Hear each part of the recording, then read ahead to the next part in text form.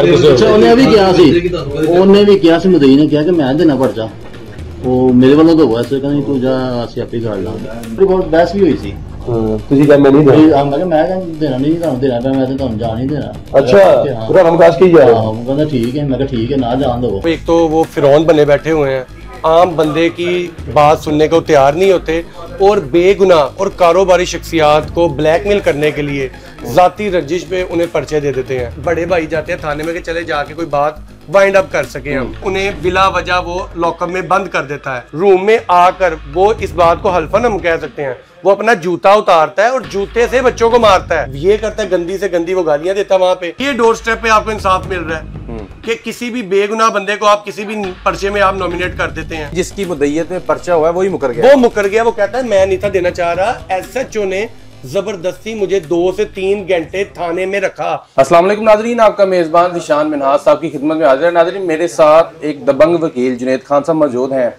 Social media पे एक मामला जो है उन्होंने हाईलाइट किया जिसमें उन्होंने बताया कि पुलिस अफसर जो है वो ज़ाती रंजिश की बिना पे जो है वो किसी को भी जो है वो अपने पास हिरासत में रख सकते हैं या उसके ऊपर कोई भी पर्चा दर्ज कर सकते हैं।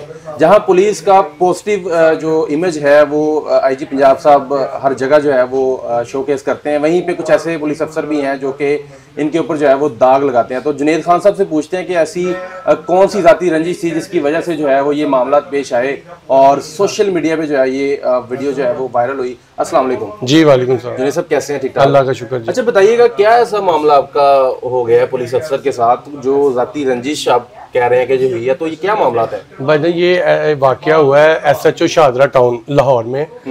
वो जनाब एक तो वो फिरौन बने बैठे हुए हैं, आम बंदे की बात सुनने को तैयार नहीं होते और बेगुनाह और कारोबारी शख्सियात को ब्लैकमेल करने के लिए जाती रंजिश पे उन्हें पर्चे दे देते हैं। अब वाकया इस तरह होता है कि कोई थर्ड पर्सन फायरिंग करता है, उसका कोई पता नहीं। हमारा शादी हाल है, शादी हाल के बाहर फायरिंग आम सी बात है, वहां पे फायरिंग होती है, प्राइवेटली कॉल भी होती है 15 पे।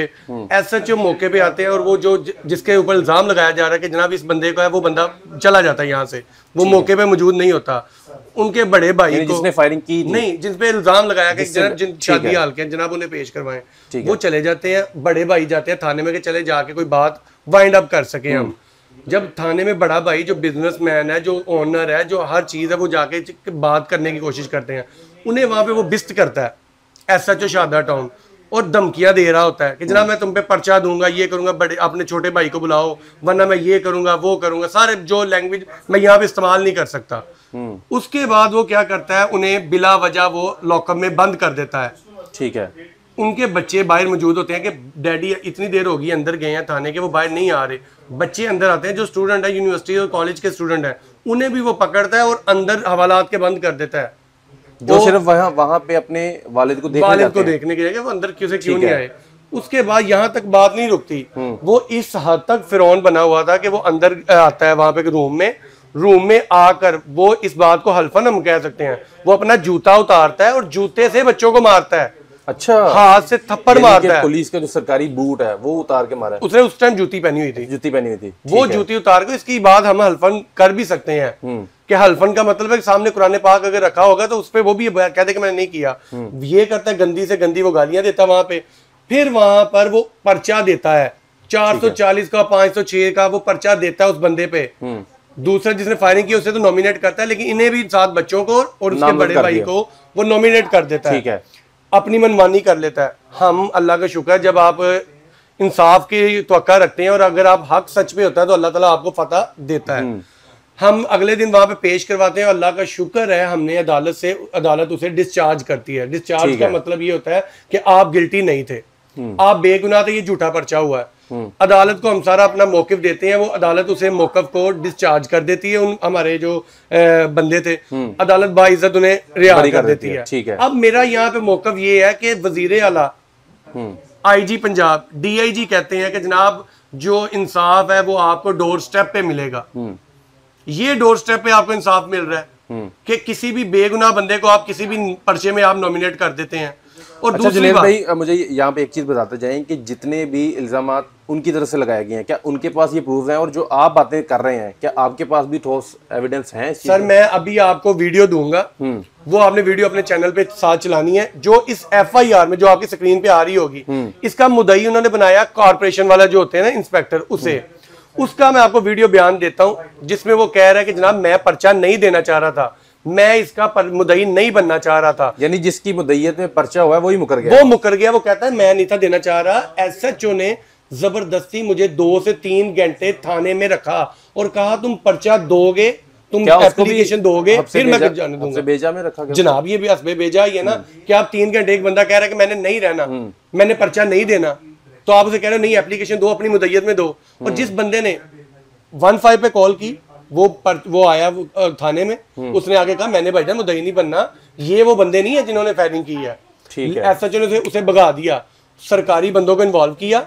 सरकारी बंदों को इन्वॉल्व करके वो कह रहा है कि जनाब तुम पर्चा दो, अगर तुम यहाँ पे एप्लीकेशन इस्तगासा नहीं देते तो मैं तुम्हारे खिलाफ कार्रवाई करूंगा। उससे ब्लैकमेल किया जाता है, उससे लिया जाता है पर्चा कि आप इस्तगासा दो। फिर वो जो इस्तगासा देता है वो कहता है नहीं ये वाली एप्लीकेशन नहीं, जो मैं लिख के दे रहा हूँ ना तुम वो एप्लीकेशन पे साइन करो। वो कहता है जनाब ये बंदे इन्वॉल्व नहीं है। ये क्या कोई जाती रंजिश है, क्या मामलात हैं? क्योंकि कोई SHO इतने क्यों खिलाफ चला जाएगा किसी के? सर ये SHO से ही पूछा जाएगा और आला हुकाम ही पूछेंगे कि इतनी इनलीगल आप चीजें कर रहे हैं, इतना लॉ को आप तोड़ रहे हैं, तो आके जरा बयान दो। आपके पास ये प्रूफ भी है? ये मैं प्रूफ आपको भी दूंगा, आप अपनी स्क्रीन पे चलाइएगा। और दूसरी बात, ये जो बाकी वीडियोस और बाकी प्रूफ है, सॉरी वो मैं आपके यहाँ पे नहीं चला सकता, वो हम जब IG साहब के पास या DIG के पास पेश होंगे वहां पे हम रखेंगे। और वजीर आला के हम वहां पे भी जा रहे हैं ताकि ऐसी जो काली बेड़े हैं ना जो यहाँ पे महकमे में और लोगों को ब्लैकमेल कर रहे हैं और उनकी इज्जतों को उछाल रहे हैं, उनको हम उनके ओहदों से हटा सकें।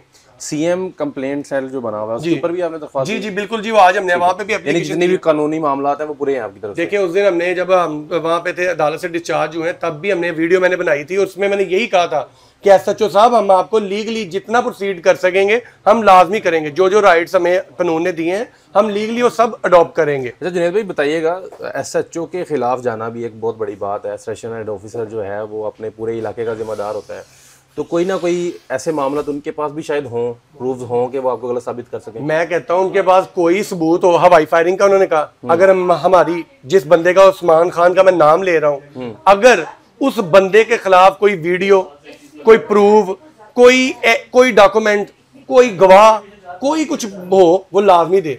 मैंने उस दिन हमने वहां पे थाने में भी उन्हें कहा था कि सर जिसने भी FIR की वो फायरिंग की है, आप उस पर जो दिफात कानून के मुताबिक बनती है लगाएं, लेकिन ये बेकसूर बंदा है, ये उसका बड़ा भाई है, ये उसका कसूर है। और अगर ये साबित होता है तो आप उसके खिलाफ एक्शन लेंगे? जनाब अब साबित हो गया ना, डिस्चार्ज हो गया, इसका मतलब अदालत ने डिस्चार्ज कर दिया, आपको बेगुनाह कर दिया ना, पर्चा बेगुनाह हो गया। अब तो SHO पे कार्रवाई होनी चाहिए ना, और हम प्राइवेट कंप्लेंट भी दर्ज करवाने जा रहे हैं। ठीक है कि जनाब ये कंप्लेंट वहां पे दायर करेंगे कि जनाब इस SHO ने झूठा पर्चा दिया, बच्चों का फ्यूचर तबाह किया, बच्चों को छितर उतार के मारा गया, थप्पड़ मारे गए। ये कोई जंगल का कानून नहीं है। वजीर आला बहुत अच्छे काम कर रहे हैं और हम इसे अप्रिशिएट भी कर रहे हैं, और इंशाल्लाह हमें इस काम में भी उम्मीद है कि वो इसे ओहदे से हटाएंगे, इसे सस्पेंड करेंगे, क्लोज टू लाइन करेंगे और उसके बाद इंक्वायरी होगी। अच्छा मुझे बताइए, DIG इन्वेस्टिगेशन से क्या दरख्वास्त करना चाहेंगे, DIG ऑपरेशन से क्या करना चाहेंगे, और खास तौर पे जो है IG पंजाब उस्मान अनवर साहब जो कि पॉजिटिव इमेज बिल्ड करने में लगे हुए हैं। जो IG साहब ने बिलीव करें बहुत पॉजिटिव इंसान है, उन्होंने छोटे से छोटे मैटर को भी उन्होंने टेकअप किया है। DIG जो कामरान साहब है, ठीक है, देखिए जी वो एक हर बंदे की बात सुनते हैं, वो उनकी अच्छी बात है। DIG साहब से भी हमारी अपील है, IG साहब से भी और वजीर आला से भी, कि जनाब इस मैटर की इंक्वायरी करें। जिस बंदे ने फायरिंग नहीं की, जिन बच्चों ने फायरिंग नहीं की, उन पे आपने पर्चा कैसे दिया, उनका फ्यूचर कैसे तबाह किया, उस बंदे की आपने इज्जत कैसे खराब की, और जब अदालत ने उन्हें डिस्चार्ज कर दिया तो अब उसके बाद वो बंदा अब क्या करे, उसकी जो इज्जत खराब हुई, जो उसका 3 दिन का टाइम खराब हुआ, जो डेफेमेशन हुई उसकी, भाईजान उसकी जो फैमिली जो उस जो मुश्किल वक्त से गुजरी, वो उसका कौन जिम्मेदार होगा। तो ऐसी जो काली बेड़े हैं इन्हें हटाएं उहदों से, और लोगों को इंसाफ की उम्मीद हो, थानों के दरवाजे खुले हों ताकि हर बंदा अंदर जा सके। जुनैद साहब बहुत शुक्रिया, आपने अपना मौक़िफ़ पेश किया। नाज़रीन, थानों को वैसे तो अमली तौर पे तो बदला जा रहा है DIG और IG की जानिब से, लेकिन ये जो मामलात हैं, ये जो केसेस हैं, ये दिन ब दिन मंजर आम पर आ रहे हैं कि जहाँ पे जो है वो अफसर जो है वो ज़्यादती कर जाते हैं साइलिन के साथ, और ख़ास तौर पे ऐसे लोगों के साथ जिनके ऊपर सिर्फ इल्ज़ाम होता है और उनके खिलाफ गलत पर्चे। ये रोज़ की खबरें हैं और जुनैद साहब ने कहा कि मेरे पास इसके ठोस सबूत भी हैं, और देखना ये होगा कि ये तो वक्त ही बताएगा कि ये जो सबूत इनके पास हैं ये प्रूफ कर सकते हैं या नहीं। ये तो जब ये DIG या IG के सामने पेश होंगे तब पता चलेगा। कमेंट सेक्शन में अपनी राय का ज़रूर कीजिएगा। मिलते हैं नेक्स्ट वीडियो में, तब तक के लिए अल्लाह हाफिज़।